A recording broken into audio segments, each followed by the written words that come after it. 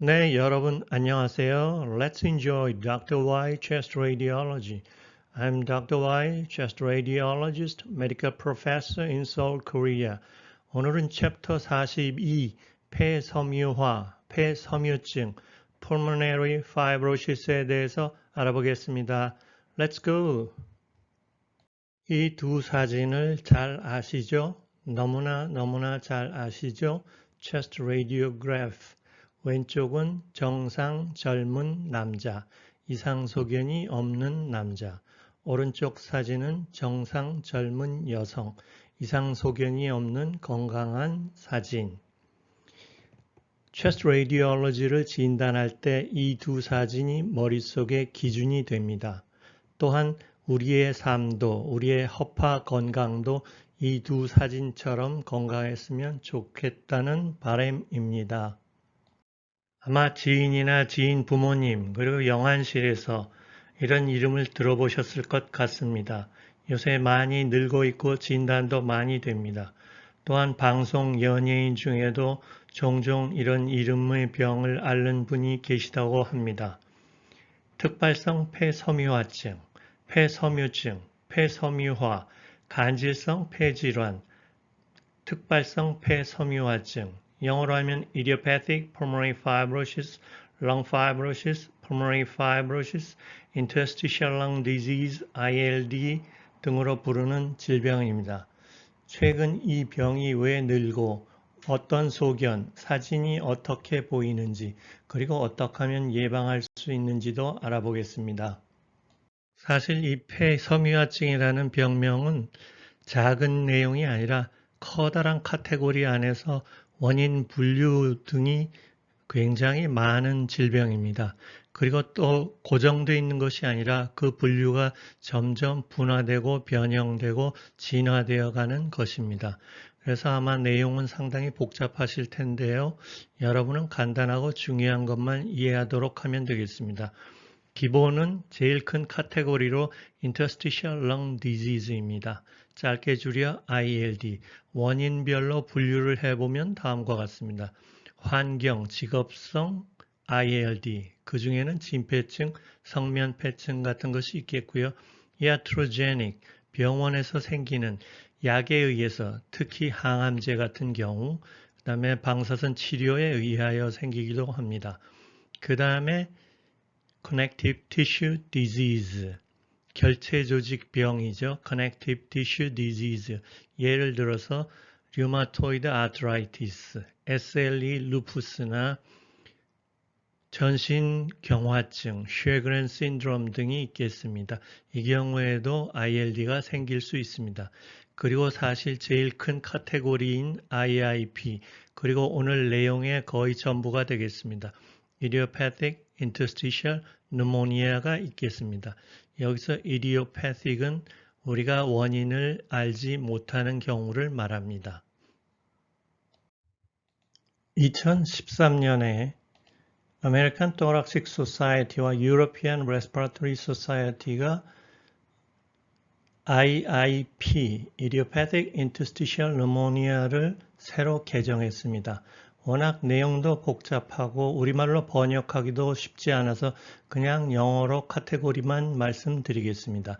Major IIP에는 Idiopathic Pulmonary Fibrosis가 있습니다. 오늘의 주 안건이 되겠습니다.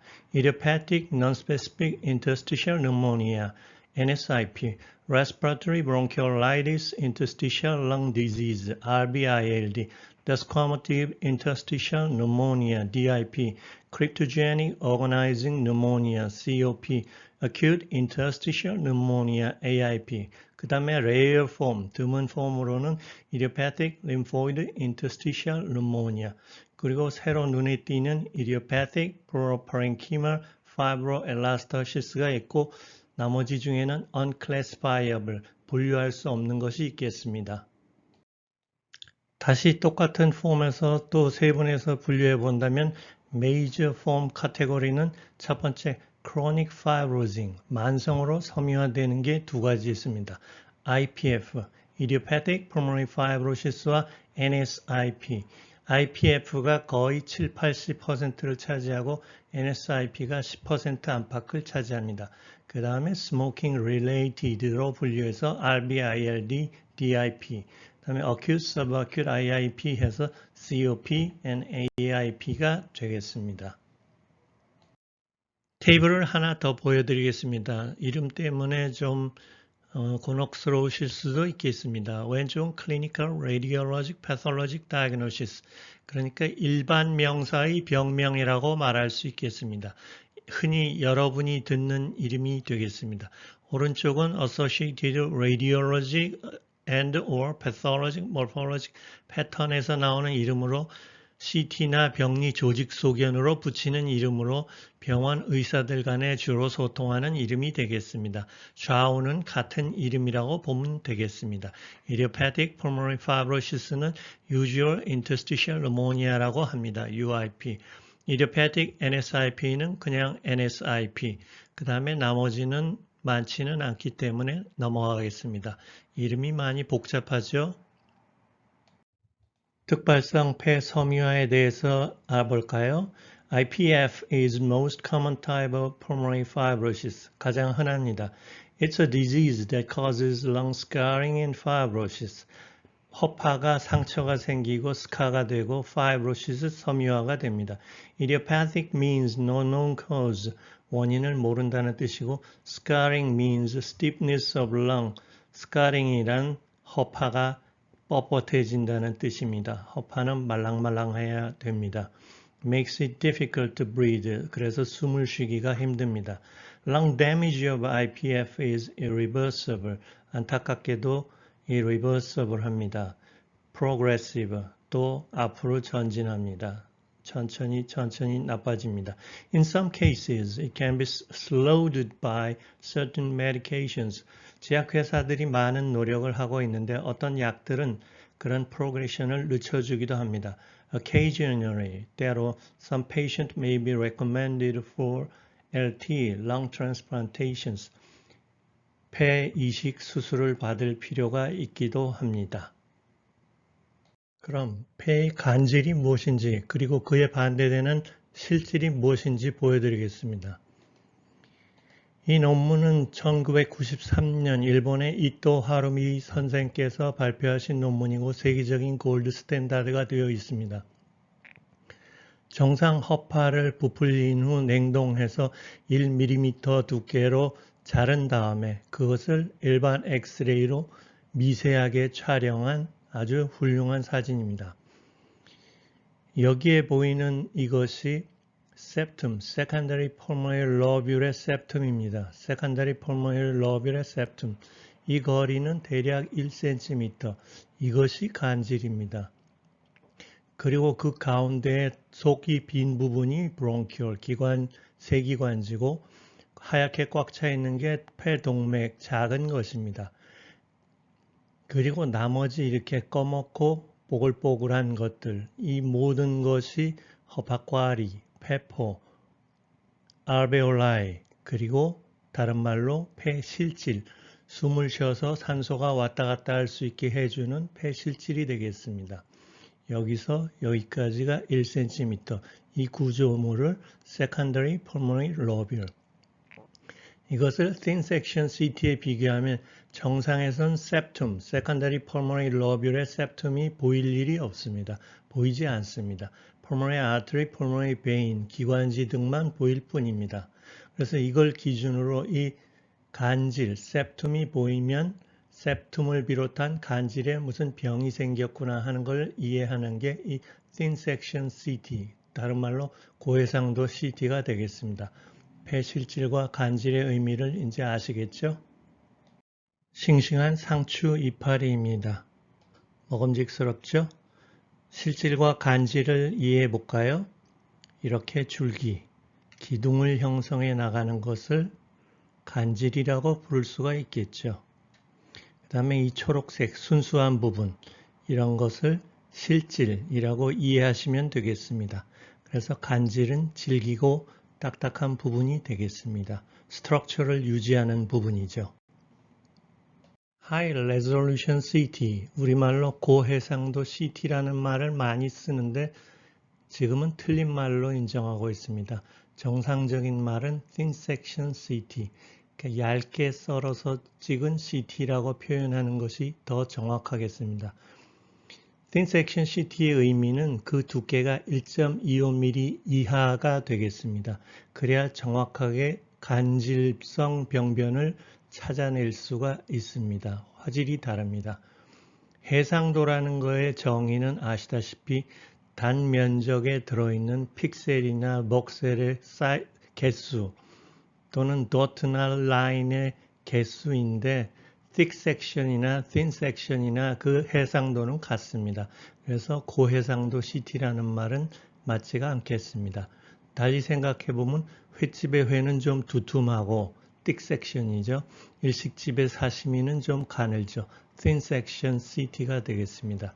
아니면 떡으로 이해해서 절편이나 떡국용 가래떡을 얇게 썰면 thin section, 굵게 썰면 잘 안 끓겠죠.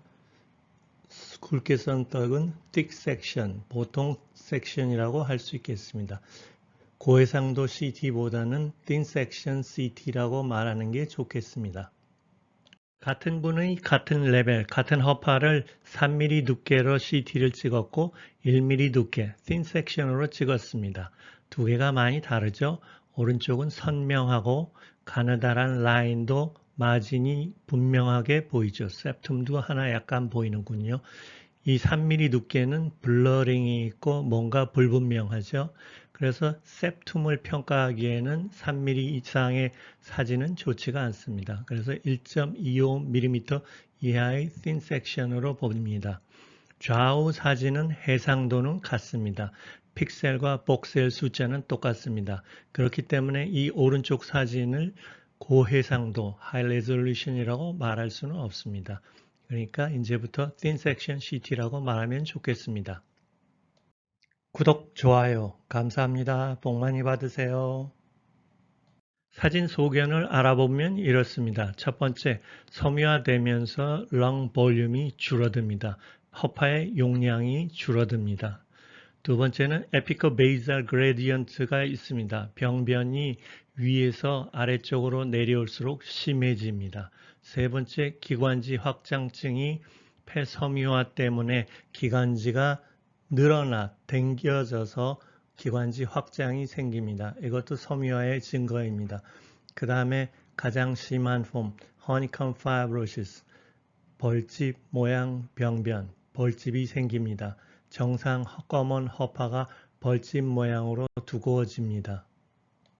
IPF, 즉 UIP를 진단하는 CT 기준을 2018년에 또 마련했습니다. 첫 번째, definite, 누가 봐도 확실한 UIP, IPF다 하는 것은 벌집 모양이 있는 겁니다. 벌집이 있습니다. 두 번째, probable, 아마 확실히 UIP일 것이다. 의 주 소견은 기관지 확장증입니다. 그 다음에 indeterminate, 잘 모르겠다, 애매하다. 그런 경우는 위 소견이 없고 약간 reticular, 그물망 같은 소견이 있는 것입니다. 나머지 the alternative diagnosis는 다른 질병인 경우입니다. 이렇게 CT로 네 가지 크라이테리어를 나눌 수 있겠습니다. 자, 이제 사진을 볼까요? 왼쪽은 우리가 꿈에도 그리는 젊고 건강한 여성의 아름다운 사진입니다. 아름다운 그림 같습니다. 대칭이 있고 혈관이 정상이고 폐도 건강해 보이죠? 진짜 픽처레스크합니다. 한편 이분은 어떤가요? IPF가 있는 올드맨. 벌집이죠. 벌집이죠. 밑에가 심하죠. 위로 올라가도 없는 것이 아니고 있습니다. 정상 허파과리, 실질이 별로 많이 남아있는 것 같지 않습니다. 방금 보신 두 분의 CT, thin section CT입니다. 젊고 건강한 분은 어떤가요? 정상 폐혈관과 정상 기관지만 보이지 septum, 러빌라 septum 같은 것은 간질 같은 것은 전혀 보이지 않습니다. 실질만 있는 듯이 보입니다. 간질이 있기는 있는데 아주 가는 정상이기 때문에 이 해상도에 잡히지 않아서 안 보입니다. 한편 방금 보았던 IPF 할아버지는 어떤가요? 정상 폐, 정상 실질이 거의 없습니다. 적어도 이 하엽 아래쪽에는 전부 두꺼워진 septum, 두꺼워진 간질, 빈 공간, 그래서 허파과리가 정상으로 작동하는 곳이 별로 눈에 띄지 않습니다. 위아래 분포가 있다고 그랬죠? 위쪽은 좀 덜하고 아래쪽에서 먼저 허니컴이 나타난다고 그랬습니다. 맞죠? 벌집 모양 병변. 코로날 CT thin section lung window로 보았더니 역시 그렇죠. 중간이나 위쪽은 거의 정상입니다. 왼쪽도 위쪽은 거의 정상이죠. 아래쪽에만 심한 벌집이 있습니다. IPF의 특징입니다. 이제는 여러분도 사진에 많이 익숙하시죠? 이 사진은 엑시알 뷰고 이게 대동맥 아치입니다. 그러니까 윗부분이 되겠습니다. 이쪽을 커팅해서 찍은 사진이 되겠습니다. 이렇게 플로라 안쪽으로 많이 있고 밑에 쪽으로 비교적 좀 작은 허니커밍이 가득 차 있고 이제 익숙하게 이해가 되시죠? 이 부분은 조금 정상에 가까운 부분들입니다. 어펄로브에 있습니다. IPF는 그 자체가 irreversible하고 progression 해서 큰 문제입니다. clinically malignant라는 말을 쓰기도 하죠. 암세포는 없지만 보여주는 모습은 암에 가깝다 그런 뜻입니다. 기흉이라는 것도 잘 생기는 경향이 있습니다. 왼쪽으로 기흉이 생겼죠. 허파의 이런 겉부분, 이런 부분이 터져가지고 이렇게 기흉이 생기기도 합니다. IPF에는 또 좋지 않은 소식이 있습니다. 이분은 2년 뒤에 촬영했습니다. 왼쪽에 3cm 크기 폐암이 생겼습니다. 그리고 폐암에 따른 흉수가 생겼고 IPF 자체의 벌집 모양 병변도 많이 진행되었습니다.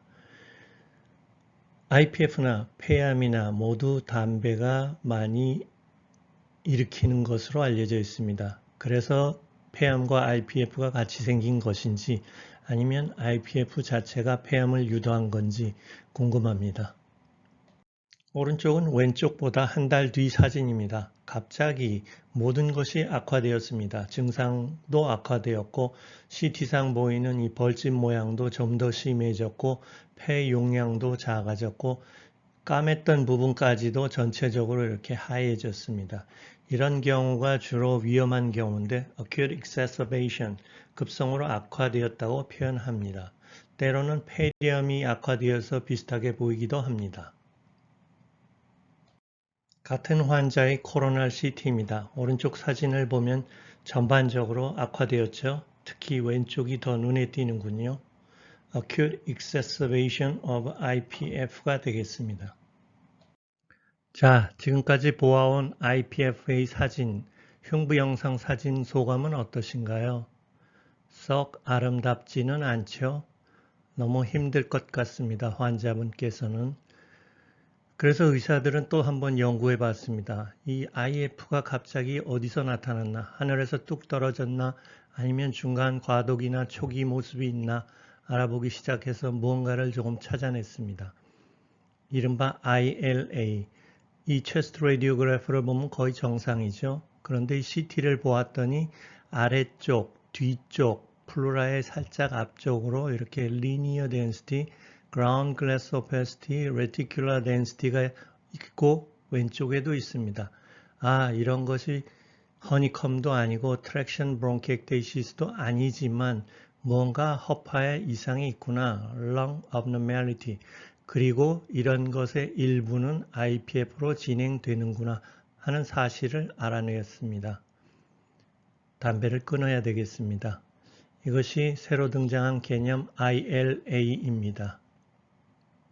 폐섬유화도 담배가 큰 원인이라는 얘기가 많습니다. 담배 끊는 당신, 브라보입니다. 축하합니다. 건강하세요.